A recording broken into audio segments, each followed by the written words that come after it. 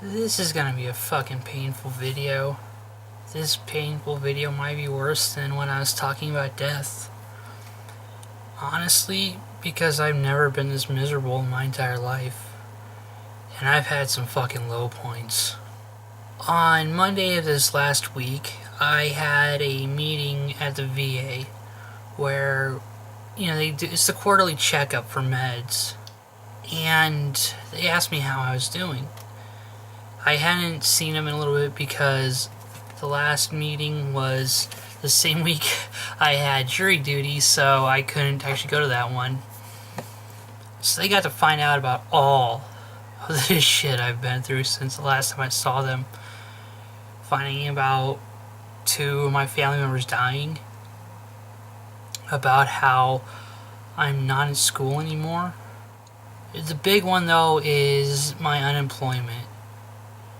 Last day of class this year was, I think, July 31st. It was at the end of July.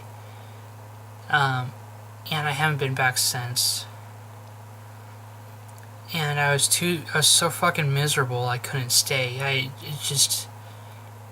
I couldn't do it anymore. And so I decided to try to look for a job instead. And you would think a college-educated veteran with work experience could get a job. I couldn't even get a job fucking picking up the shopping carts in a grocery store out in the parking lot. And it all comes back down to one thing, and it's because I'm trans.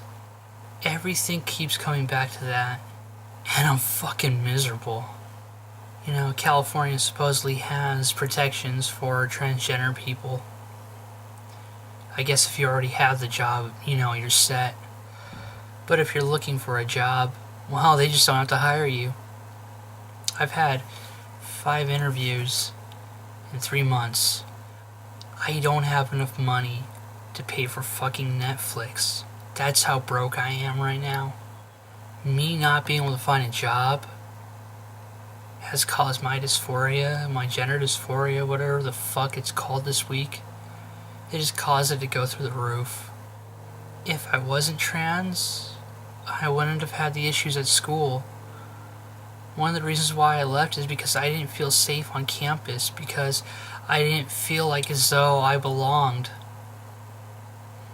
And when it takes you longer to go find a bathroom that's actually you feel safe in, that weighs heavily on your mind.